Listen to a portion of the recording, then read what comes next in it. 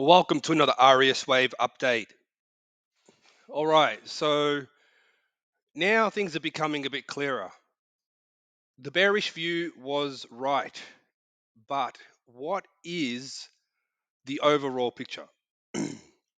Okay, now when I say bearish view, that's only counting one wave component. Okay, what is this wave component that's going on right now? Okay, so this is once again my thoughts. Don't take anything I say too seriously. Just think of it in terms of I'm talking to the chart, right? So how I see this now is so maybe this isn't the wave one. Okay, I think it's become a bit clear now that that's not the wave one, and maybe this is not even the wave two, right? So if we are going to go up for some movement, it's almost appearing as if we got the one, we got the A, B, C, and I think potentially the D might have expanded higher like this. Okay, so it makes kind of sense because within within this funky correction that we saw, we have corrective price action. Okay, what appears to be very choppy corrective price action, and we have two sharp moves either side. Okay, so you can go ahead and try and pull apart every single wave, but if you want to take the shortcut method, which to me makes sense at this point, you're looking at it. You're looking at the start and the end of what is a zigzag, right? Now, I still think that this is going to go lower, right? Because we did break the previous low in a sharp manner. So, could the original idea that this is meant to be a five-wave move down still be on the table? I would say yes, right? And I think it's become a bit more obvious now. But what kind of five-wave move is it? And I think that's the kind of perspective that I'm trying to get my head around here, especially when I look at like XLM, which looks like it just needs to produce, that one more wave down before something goes up. There's a continuation to the upside in terms of the price action, right? So that there is a bit of a hint, nothing to base the whole analysis on, but nonetheless, it's definitely worth considering that this could still be an E wave for wave two. Okay, now if that's the case, we can't go down below this area. Okay, so sure, I've had the bear view, the bull view, the bear view, the bull view, but that's not the point. The point is to sort of try to see what wave component we are in right now. And as it's become a little bit more apparent now, it's the latter half of this correction that is getting like bigger and more extended than the first part. Okay. So that's what's made this whole pattern complex, is that it's probably the start of a move higher for, as I mentioned in previous idea, a wave D, but could be just the beginning of a wave D, like the wave one and two part of a wave of a zigzag, right? So, not still keeping that in the back of my mind, I'm just thinking, okay, so when this move happened initially, which was a pretty sharp move, did we get an ABC and then an expanded D wave? Okay, sure. It came back down, right? Uh, not really just because we broke a trend line, which we did. Remember, it's about the waves because you know if you break that trend line, like the one that I had previously, right? You break that trend line or whatever, right? Sorry, I think it was since the low. You break that trend line, that's fine, and you fall down, but until where though, right? Until where? And also we had that head and shoulders, scenario, which I guess it kind of did work in a sense, right? Even though it's not really where it's supposed to be. So what does that mean? We take the length of the head and extrapolate down. Well, we've already hit that target. Am I supposed to take profits now? I don't think so. So I'll go into a bit more detail as to when I actually did go full long, and it was actually as I woke up this morning.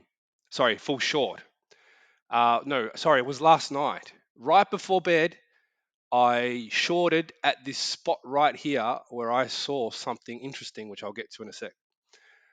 But that's fine. So at the end of the day, what I reckon happened, what I believe happened, was that wave two did end up here. Okay, it did end up here. 33535, right? I do think that remained in place, right? And then we had a 5 wave move down, which I showed you was zigzaggy up until this point here. So it was from the top. I'll get rid of some of this stuff in here in the way, right? So I'll just zoom in a bit on this one.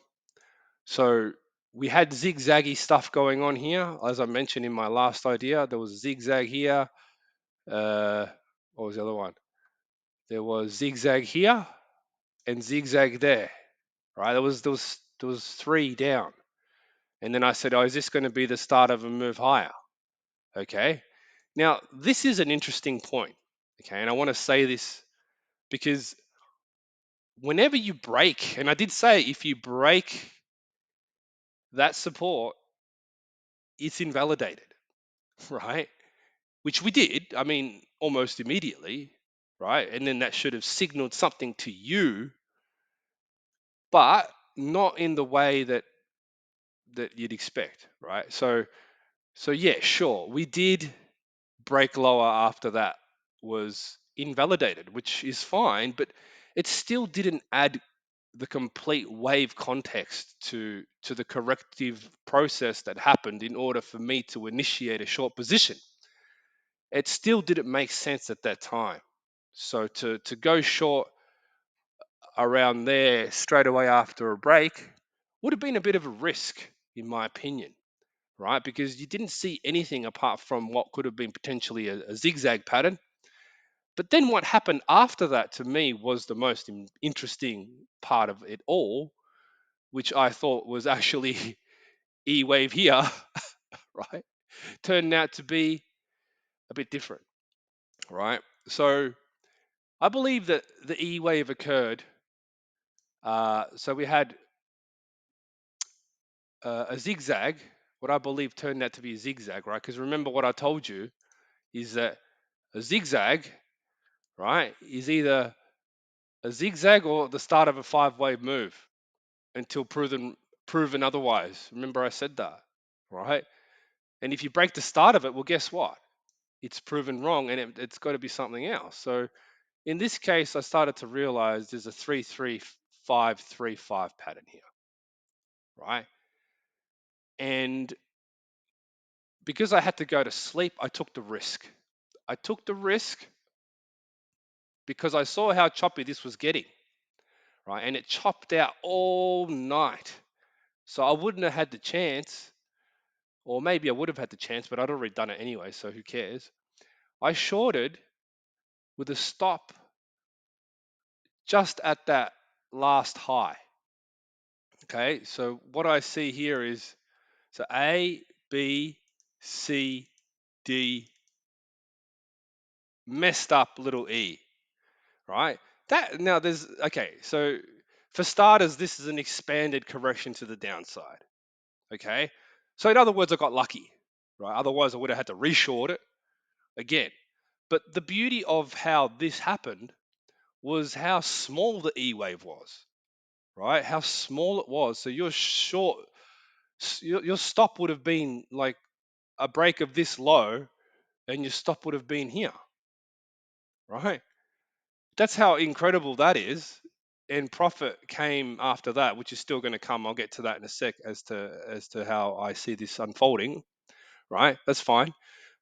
But the A, the B, the C, the D, the E literally was the shortest stop that I've seen, in a while, right? And so that means that the stop would be there, and the confirmation would have been here, right? It would have been there. Okay, that's it. So where do you get out of this now? Okay, so continuing on with the objective thinking, all that sort of thing, which is pretty cool. I like talking to the chart, not talking to you. Don't take any of this as advice. You've just got some guy on the internet talking to a screen. So you're going to take advice from someone like that? Well, that's up to you. Right. So the way I see this is pretty straightforward. Okay. And that's what it has to be. It has to be straightforward if you want to make sense of this sort of stuff because it's cuckoo, right? So we'll just get rid of this. So we'll just whack in. Uh, sorry, I'll just put the wave two up here. Okay, just so as to keep it clear as to what I'm doing. So wave I started there. Wave double I or two. It's a third of a third wave, obviously. Obviously, it's a third of a third wave because it's getting really sharp. So it's obvious, right? I mean, come on, really. So I suppose in the end, it kind of confirms that this, for the most part, appears to be a wave one. Okay, as choppy as hell as that is, it looks like a wave one. Okay, it's ridiculous, right? But it is what it is. Okay, no wonder I had my doubts because it seemed a bit strange, right? So whatever, who cares? As long as you are making money, you don't have to be right. That's why I'm just sharing thoughts here. I think sharing thoughts is a better way to approach this type of thing at this point in time. And it's also kind of like an evolution of how I make these ideas because you know there's a lot of people out there who are telling you how to go long and go short, but I'm adding a bit of context here, right, and give you targets and that. But I'm giving you a bit of context here as to what this is possibly doing. Okay, so to me, I don't that DE idea. It doesn't seem to be the one, as I've mentioned previously. It seems to be more like something's gearing to go higher, right? The first part of the correction was very sharp, ABC. And then the D tricked us all into thinking it's going higher, which it shouldn't have, because I mean, look at this chop here. I mean, come on. Something was up with this from the beginning, I could tell. I could seriously tell there was something. Anyway, whatever. I had my doubts, but at the same time, I wanted to keep making money. So I presented my views the way I did, and you take them the way you do, and you use them however you want. You don't have to use them at all, right? My members will understand exactly what I'm saying. In fact, some of them have learnt a little bit about, even more about the thinking process behind this, just by listening to this type of format of thinking out loud video. Now, if we're looking for an E wave down, which, as I told you, the corrections are getting longer and choppier, the wave E has to be a 5 wave move. Okay.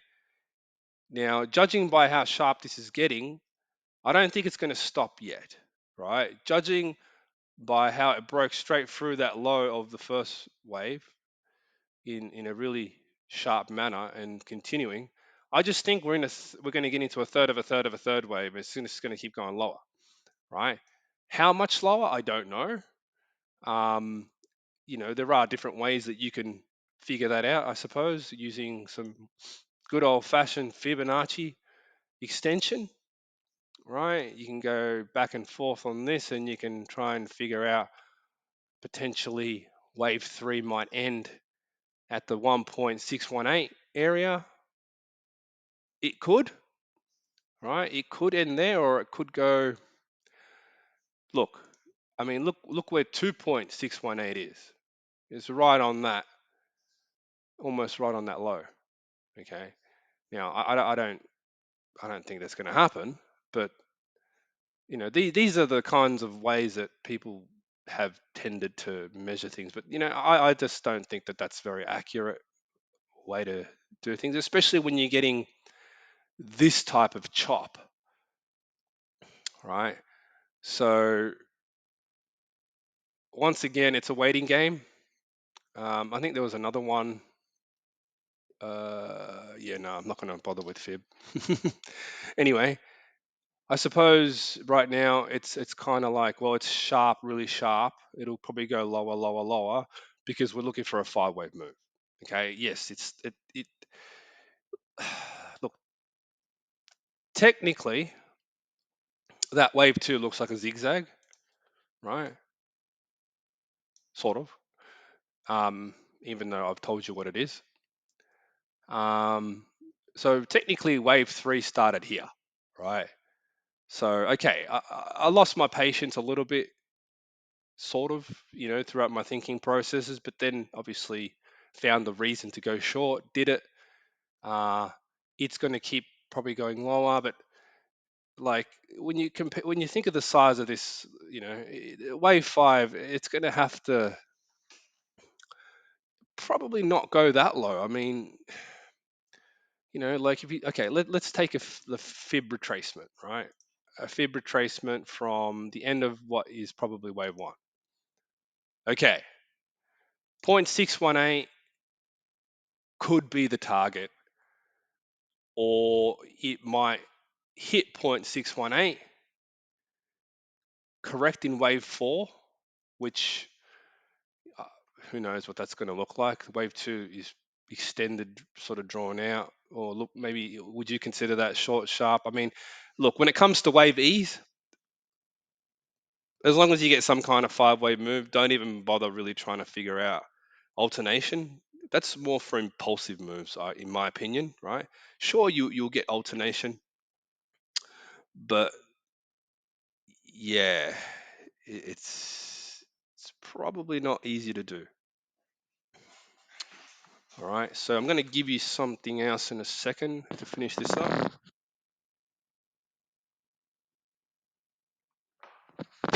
What else could the potentials be? Okay, apart from it going down to 0.618, correcting wave 4, and then maybe going a bit lower to make a 5 wave move. What else could potentially be going on here? All right, so the only other thing I can think of before my time runs out, as one of my members said, I could probably go for an hour, but these are limited to 20 minutes.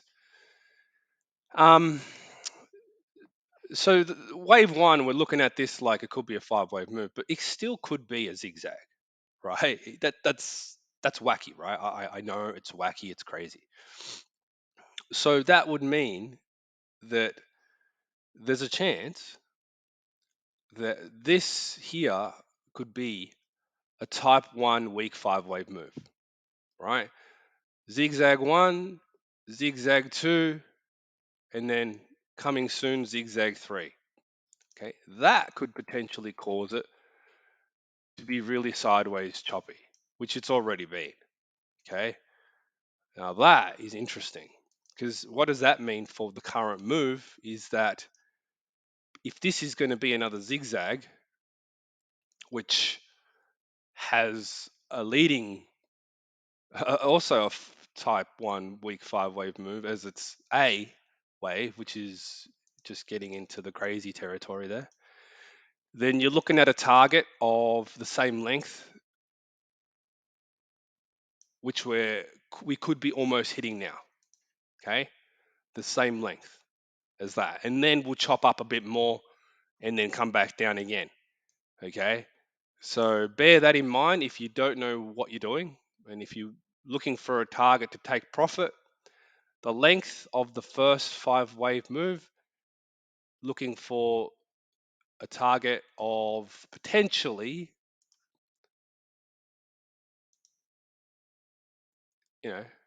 2.965, right? Something like that.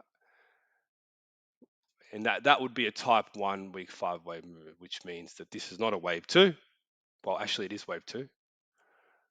Anyway, I'll go into a bit more detail on that on the next one. Hopefully, you found this video interesting and informative. Thank you for watching.